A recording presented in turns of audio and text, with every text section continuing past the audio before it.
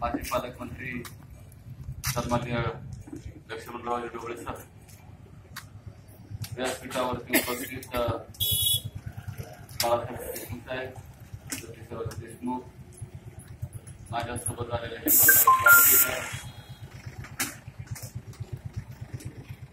उपस्थित व्यासपीठावरती सर्व वडीलधारी मंडळी, बंधू भगिनी आणि तरुण मित्र,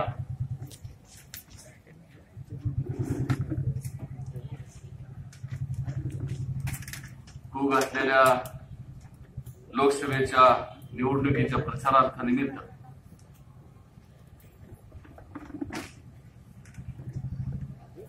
आज आपल्या गावातली प्रचाराची सभा आयोजित केलेली आणि थोड्या वेळातच आपले उमेदवार रणजितसिंह नाईक निंबाळकर, प्रशांतजी परिचारक, कल्याणरावजी काळे साहेब थोड्या वेळातच या ठिकाणी त्यांचं आगमन होणार आहे आणि एक 4-5 दिवसावरती ही निवडणूक येऊन थांबलेली. उद्याच्या 23 तारखेला आपल्या विभागाचं माढा लोकसभा मतदारसंघाचं मतदानाची प्रक्रिया आपल्याला पूर्ण करायची आणि आज सकाळीच आपल्यातले बरेच जण अकलूजला देशाचे पंतप्रधान आदरणीय मोदी साहेबांच्या सभेला हजर असतात आणि अतिशय अशी भव्य दिव्य जनसमुदाय 26 एकराच्या मैदानावरती आपल्या माढा लोकसभा मतदारसंघाची प्रचार सभा मोठ्या प्रमाणात त्या ठिकाणी पार पडली आणि आपल्या सर्वांच्या साक्षीने आपण त्या ठिकाणी ती यशस्वी पार पडली त्याबद्दल प्रथमतः आपलं सर्वांचं मनपूर्वक या ठिकाणी आभार व्यक्त करतो. लोकसभेची निवडणूक आहे आणि या निवडणुकीला केंद्राशी संबंधित, केंद्र सरकारशी संबंधित, देशाचं धोरण आणि कायदा बनवण्याच्या संबंधितला प्रतिनिधी आपल्याला सर्वोच्च सभागृहामध्ये आपल्याला निवडून द्यायचं आहे आणि जे आपल्या आत्ताचे खासदार आहेत त्यांना 5 वर्षासाठी म्हणून आपण आपलं प्रतिनिधित्व करण्यासाठी म्हणून आपण संधी दिली. आदरणीय विजयसिंह मोहिते पाटील साहेबांनी गेल्या 5 वर्षामध्ये काय केलं हे देखील सांगणं तितकंच महत्वाचं आहे. आपला ज्यावेळेस पूर्वी पंढरपूर लोकसभा मतदारसंघ म्हणून ओळखला जात होता त्यावेळेसपासून किंबहुना त्याच्याही अगोदरपासून आपल्या विभागाची मागणी होती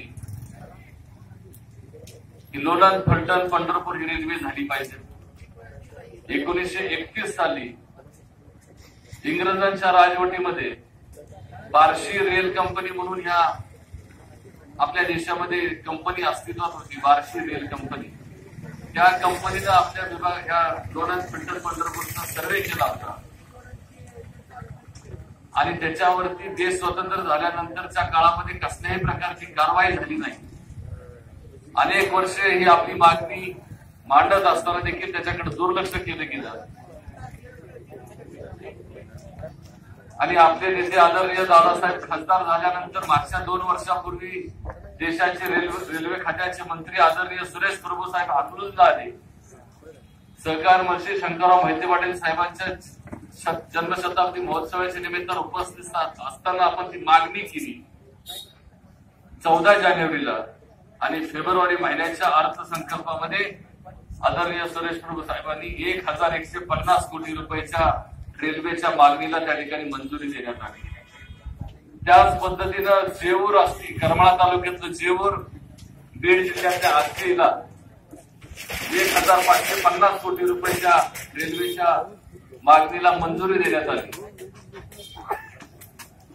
माढा तालुक्यातलं कुर्डवाडी शहर की ज्या शहराचं अर्थकारण हे कुर्डवाडी शहरात असलेल्या रेल्वेचं वर्कशॉप आहे. बोगी बनवली जाते, वॅगन बनवले जातात. एकेकाळी 1000-1500 लोक त्या ठिकाणी काम करत होते. काळांतरानं काम होत गेलं आणि तिथली कामगार संख्या कमी होत गेली. मी राज्यसभेचा खासदार असताना ममता बॅनर्जींच्या कडे मागणी केली. त्यावेळेस 30 कोटी रुपयाची तरतूद करण्यात आली होती आणि आपल्या खासदारांनी आदरणीय दादासाहेबांनी सुरेश प्रभू साहेबांकडे मागणी करून 61 कोटी रुपयाची कामाची तरतूद कुर्डुवाडी वर्कशॉपसाठी करण्यात आली. कारण की त्या गावचं अर्थकारण, त्या गावची बाजारपेठ, त्या वर्कशॉपला पैसे मिळाले की ते बाजारपेठ त्या ठिकाणी चलन फिरतं आणि त्या कामासाठी म्हणून पैसे उभा करण्यात आले असतील. जेऊर मधला रस्त्याचा खालचा क्रॉसिंग असतं रेल्वे खालचं, यासाठी म्हणून 7.25 कोटी रुपये झाले असतील. करमाळा तालुक्यातलं जिंती पारेवाडी एका टोकाची गाव आहे. तिथल्या भागामध्ये रात्रीचं रेल्वेच्या चोऱ्या माऱ्या होतात. तिथं पोलीस स्टेशनची व्यवस्था करायची असेल, रेल्वेचा प्लॅटफॉर्म वाढवायचा असेल, रेल्वेला थांबा द्यायचा असेल, रेल्वेचं तिकीट बुकिंगची व्यवस्था करायची असेल, ही सगळी केंद्र सरकारच्या संबंधितली कामं मागच्या 5 वर्षामध्ये त्या ठिकाणी आपण सोडवण्यामध्ये आपल्याला यशस्वी त्या ठिकाणी प्रयत्न झालेला आहे. माढा लोकसभा मतदारसंघामध्ये नॅशनल हायवेची कामं मोठ्या प्रमाणात चालू आहेत. सोलापूरकडनं साताऱ्याकडे जाणारे असतील, खालून कोल्हापूरकडे येणारे मराठवाड्यात आणि तिकडे जाणारे असतील, 777 किलोमीटरची नॅशनल हायवेची कामं सुरू आहेत. केंद्रीय मंत्री आदरणीय नितीन गडकरी साहेब हे बांधकाम खात्याचे मंत्री आहे आणि आपले नेते विजयसिंह मोहिते पाटील साहेब हे अनेक वर्ष राज्याच्या बांधकाम खात्याच्या मंत्रिमंडळामध्ये होते.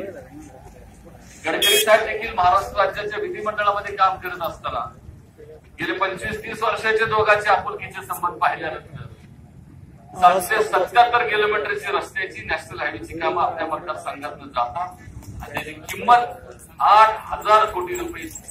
एका माढा लोकसभा मतदारसंघामध्ये 8,000 कोटी रुपयाची नॅशनल हायवेची कामं सुरू आहेत. खासदाराची जबाबदारी काय असते तर हे सगळे केंद्रातल्या योजना आणायच्या, आपल्यापर्यंत पोहोचल्याच पाहिजे. आणि त्याचबरोबर तरुणांच्या आज आपण सगळेजण पाहतो की मोबाईलची संख्या वाढते, मोबाईल टावरची आवश्यकता असते. BSNLचं टावर असेल, खासगी कंपन्यांचे टावर असतील, ते उभारणी करण्याचं, त्याची देखरेख करण्याचं, त्याचे दोष दुरुस्ती करण्याचं, हे सगळं केंद्र सरकारच्या अखत्यारीतले विषय असतात. खासदारांना त्याच्याकडे लक्ष देण्याची आवश्यकता असते. कुणाला तर वाटेल की काय निवडणुकीचं चाललंय, निवडणुकीत काय भाषणं चालली, दिल्लीची भाषणं आहेत, आम्हाला काय घेणं देणं आहे. हे ह्याच्यासाठी सांगतोय की निवडून दिलेला प्रतिनिधी खासदार म्हणून गेल्यानंतर त्याची हे जबाबदारी असते. लोकसभेचा प्रतिनिधी आपण निवडून देतो आणि त्यानं हे कामं करायचे असते. नाहीतर दुसऱ्या बाजूने एकच सातत्यानं काम 15 दिवस चाललेलं आहे की मोहिते पाटलाला शिव्या घालायचा, मोहिते पाटलाला आरोप करायचे. 5 वर्ष घालत आलेले आहेत आणि आयुष्यभर घालत राहणार आहे. त्याच्याबद्दल माझ्या मनात शंका नाहीये. पण निवडणूक लोकसभेची, खासदार निवडून द्यायचा आहे, ठीक आहे. ग्रामपंचायतीची निवडणूक नाही मोहिते पाटलाला शिव्या घालायची.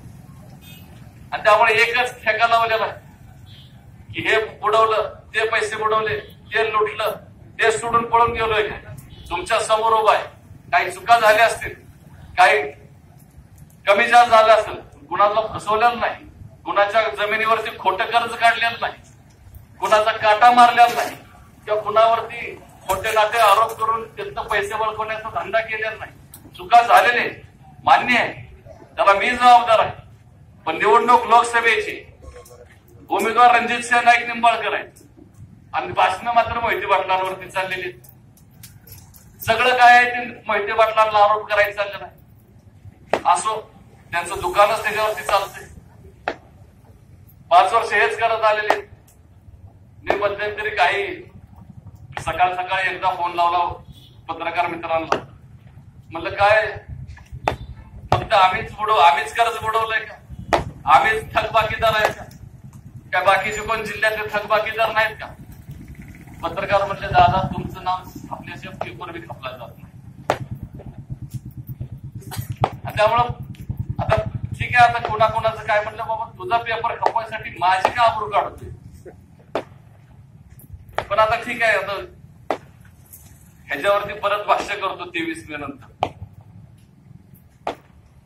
पण निवडणूक लोकसभेची जे खासदार आपण निवडून दिले आदरणीय दादासाहेब, त्यांच्या शब्दाला सरकारमध्ये सत्तेमध्ये असतानाही किंमत होती आणि नसतानाही होती. 2009 सालापासून थांबायची वेळ आली 5 वर्षासाठी, तरीही आपली सगळी कामं होत होती. अनेक जण, आपण सगळेजण, बाळासाहेब असतील, नरसाप्पा देशमुख साहेब असतील, आपण सगळेजण पंचकृषीतले नेते मंडळी, आपण अनेक वेळा दादांकडे गेला आणि केंद्र सरकारचा प्रश्न असो किंवा राज्य सरकारचा प्रश्न असो, आपण त्या ठिकाणी मांडण्याचा प्रयत्न केला आणि तो सोडवला देखील गेलेला आहे. कारण की 25-30 वर्ष 40 वर्ष राजकारणात समाजकारणात असताना तो मान सन्मान किंमत विजयसिंह मोहिते पाटलांनी केली. आपल्या राज्यामध्ये पासपोर्टचं कार्यालय फक्त कुठं होतं? मुंबई, औरंगाबाद आणि नागपूर या 3 ठिकाणी पासपोर्टची कार्यालयाची व्यवस्था होती. मागच्या 10 वर्षापूर्वी पुण्याला व्यवस्था झाली आणि ही पासपोर्टची कार्यालय आता खाली तळागाळापर्यंत आली पाहिजे. कारण की एकेकाळी गावातला एखादा दुसरा मुलगा ग्रॅज्युएट व्हायचा. आज गावाच्या गावं मुलं मुली सगळेजण ग्रॅज्युएट होत आहेत, परदेशी शिक्षणासाठी जात आहेत, औषधोपचारासाठी म्हणून जात आहेत.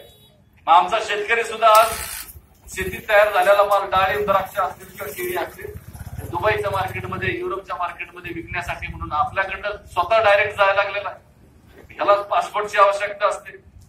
आणि आदरणीय मोदी साहेबांच्या सरकारने धोरण बदललं आणि पासपोर्टची कार्यालय आता जिल्हा पातळीवरती आणि विभाग पातळीवरती पोहोचली पाहिजे.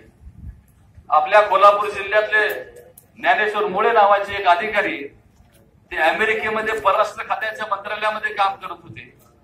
सुषमा स्वराज परराष्ट्र खात्याच्या मंत्री आहे, त्यांनी दिल्लीला त्यांची बदली करून घेतली. ज्ञानेश्वर मुळे साहेबांची आणि विजयसिंह मोहिते पाटील साहेबांची अनेक वर्षाची एक ओळख असल्यामुळं त्यांच्या मार्फत ती पासपोर्टची कार्यालय आज सोलापूर शहरात झालं, पंढरपूरला झालं आणि माढ्यामध्ये झालं. म्हणजे आज ते पासपोर्टची कार्यालय आज आपल्या विभाग पातळीवरती आली. आज आपल्या मुलांना, मुलींना किंवा शेतकऱ्याला जर परदेशी जायचं असेल, त्याची हेल्पटे 4-4 वेळा मुंबईला मारायला लागायची, 4-4, 6-6 महिने पासपोर्टसाठी लागायचे. आज इथं पंढरपूरला सकाळी 6 करून आला आणि 15 दिवसात, महिन्याभरात पासपोर्ट मिळतोय. ही व्यवस्था त्या ठिकाणी केली गेलेली. हे जबाबदारी खासदाराची असते, हे काम खासदाराचं असतं. देशाचं धोरण ठरवायचं असतं. तिथला झालेला निर्णय आपल्यापर्यंत कसा पोहोचेल, त्याचा लाभार्थी आपण कसं होऊ शकू, ह्याची व्यवस्था खासदारांना करायची असते. मोहिते पाटलाला शिवाय घालून प्रश्न सुटणार नाही. आपल्या खासदारांनी मागच्या 5 वर्षामध्ये, आपल्याला माहित आहे पण एक 2-3 माहित नाही म्हणून मी सांगतो की आपल्या लोकसभा मतदारसंघामध्ये 846 गाव आहेत आणि 846 गावापैकी असं एकही गाव शिल्लक राहिलेलं नाही की जिथं खासदार निधी पोहोचलेला नाही.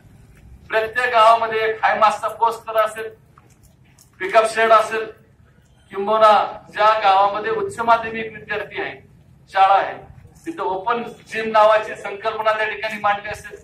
तिथं बघितलं नाही की ह्या गावाला किती मतं दिलेली आहेत, प्लस मध्ये का मायनस मध्ये, किती गाव विरोधात गेलं, कुठला पुढारी विरोधात गेला न बघता ज्या आपल्या मतदारसंघातली गाव आहेत, 846 गाव आहेत, प्रत्येक गावाला त्या ठिकाणी निधी देण्याचं काम खासदार साहेबांनी आपल्या माध्यमातून त्या ठिकाणी केलेलं आपल्याला मला दिसतं. मागच्या 5-25 वर्ष मंत्रिमंडळामध्ये राहत असताना, काम करत असताना